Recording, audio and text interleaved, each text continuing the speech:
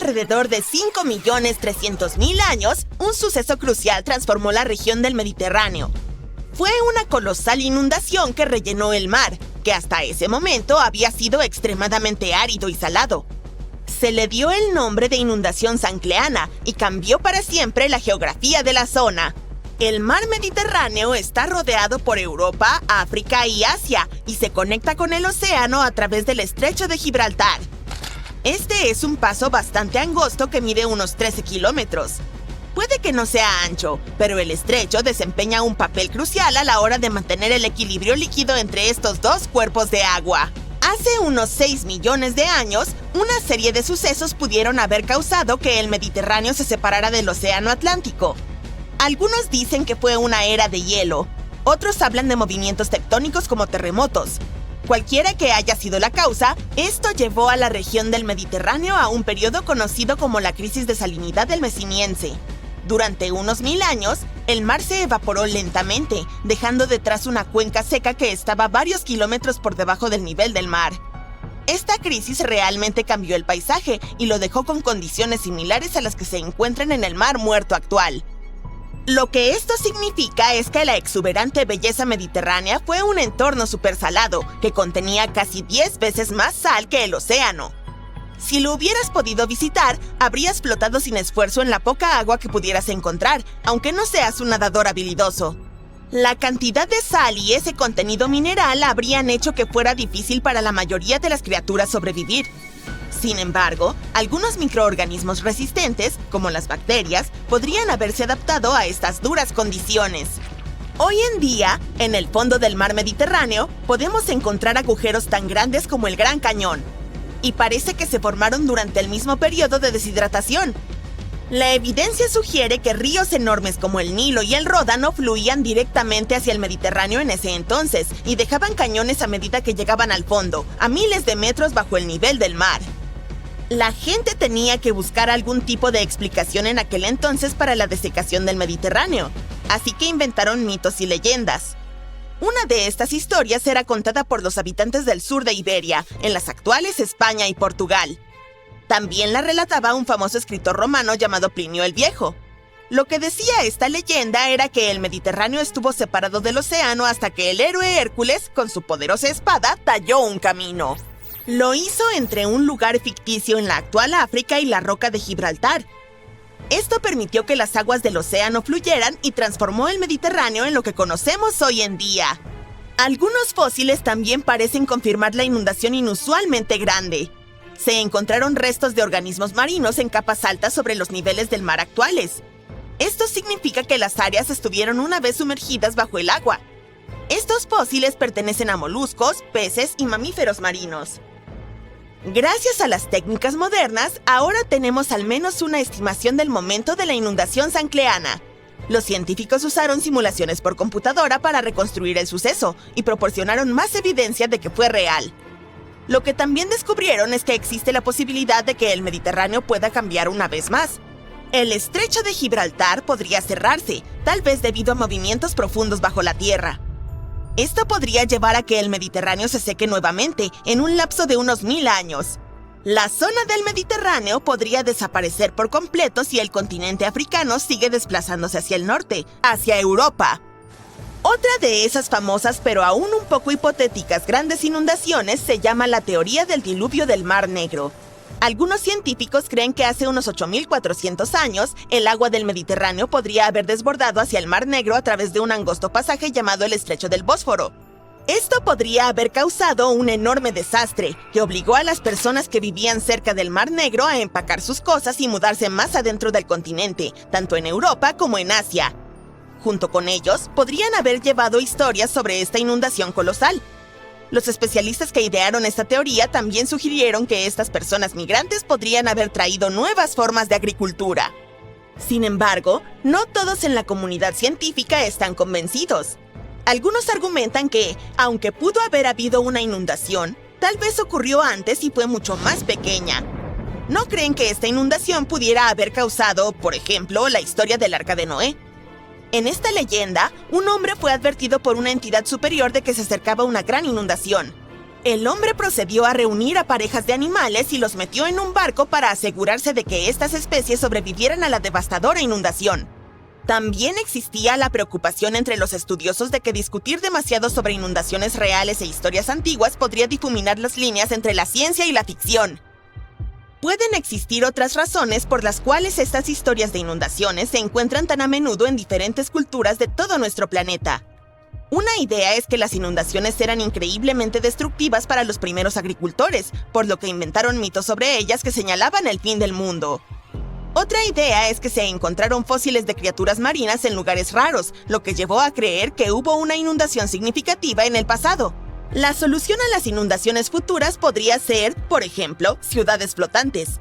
A medida que los niveles del mar continúan subiendo, las ciudades costeras, como Ámsterdam, Nueva Orleans y Venecia, podrían inundarse. Por lo tanto, la infraestructura flotante puede ser la opción adecuada, con edificios que puedan elevarse con los niveles del agua, lo que también les permitirá resistir el clima extremo. Lugares como los Países Bajos, que tienen una historia en la gestión de riesgos relacionados con el agua, son pioneros en estas creaciones flotantes. Como las ciudades están quedándose sin espacio para expandirse, podríamos estar obligados a movernos al agua de todos modos. Al vivir sobre el agua, podemos reducir la congestión y crear formas más interesantes de alimentarnos, como jardines flotantes. Estas viviendas también ofrecen excelentes alternativas para nuestras necesidades energéticas, mediante sistemas que utilizan energía solar y eólica. Sin mencionar que estas viviendas podrían resultar más económicas a largo plazo. Una ciudad flotante de este tipo podría aparecer pronto en las Maldivas. Su objetivo es albergar hasta 20,000 personas y contará con lugares para vivir y comer, pero también con tiendas y escuelas. Diseñada para lucir como el coral, la región incluirá canales situados entre unas 5,000 piezas de tierra flotantes.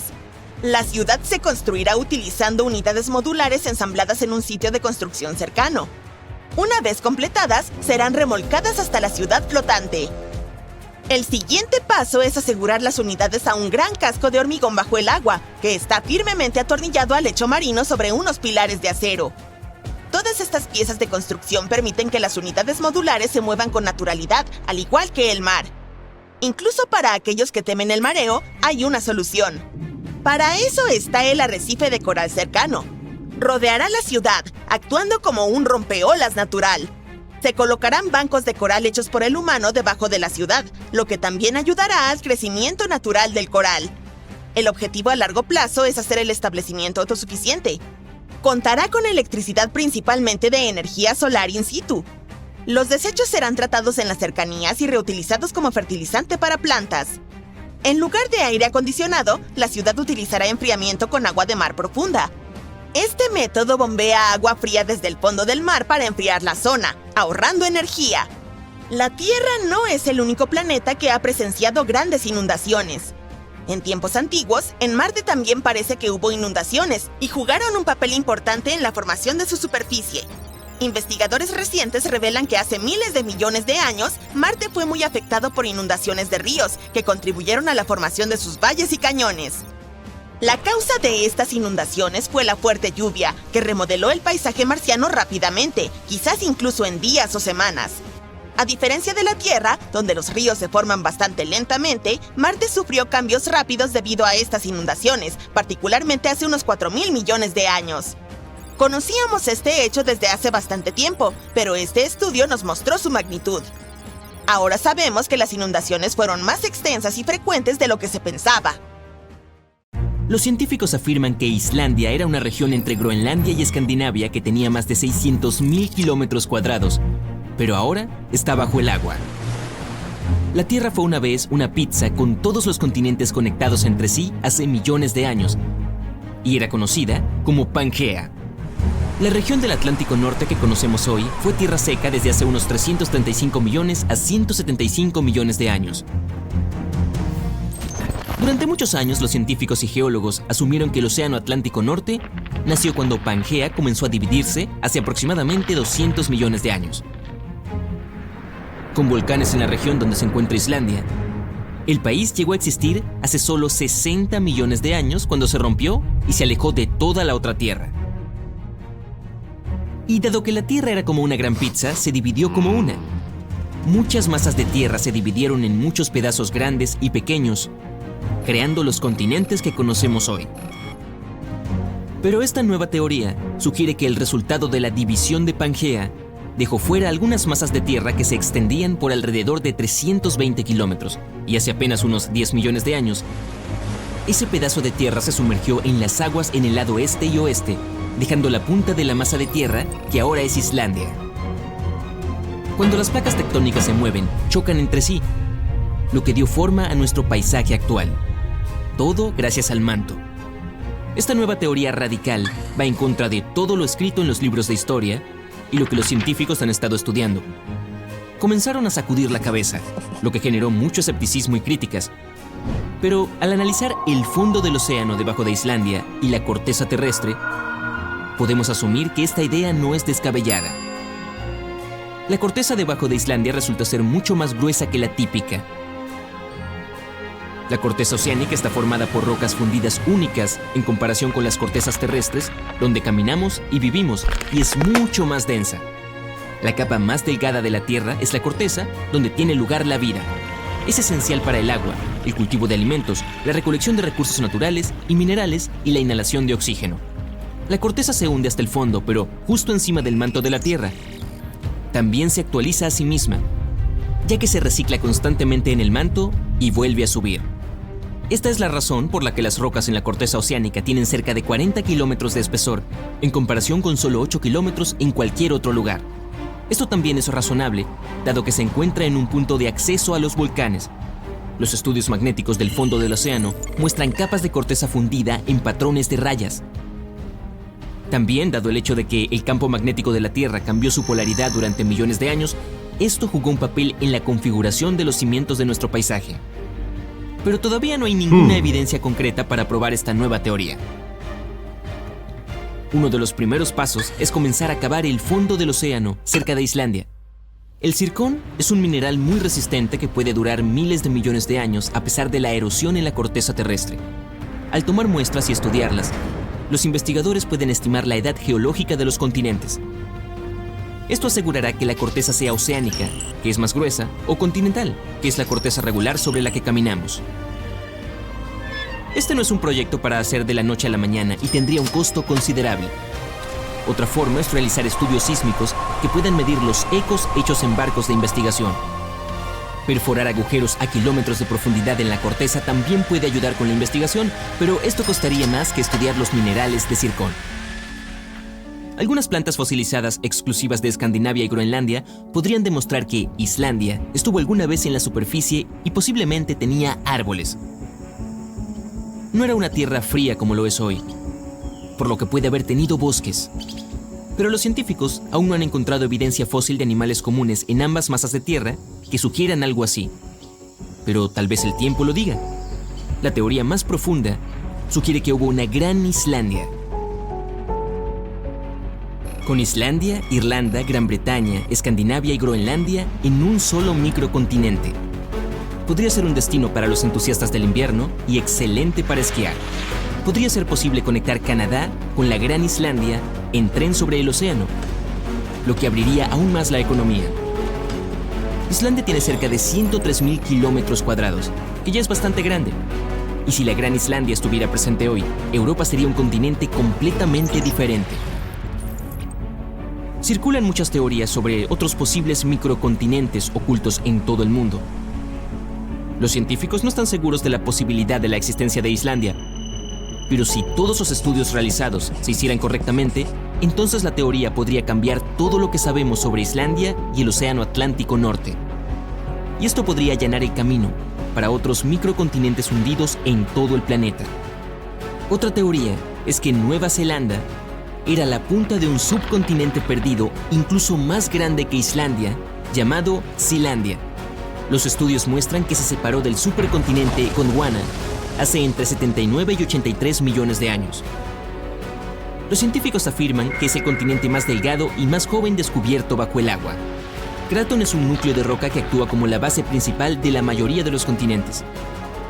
Tiene al menos 1.000 millones de años, pero la corteza continental que forma Sealandia es solo la mitad, lo que la hace bastante joven. Eso significa que falta algo de Kraton, a pesar de que contiene algunos restos de rocas más antiguas y partes del manto. Se estima que tienen hasta 2.700 millones de años. Los científicos hicieron algunos estudios sobre los cristales de zircón de Nueva Zelanda y descubrieron que tienen hasta 1.300 millones de años. El resto de los continentes tiene más de 3.000 millones de años. Los investigadores estudiaron la composición de las rocas en el fondo del océano alrededor de Nueva Zelanda.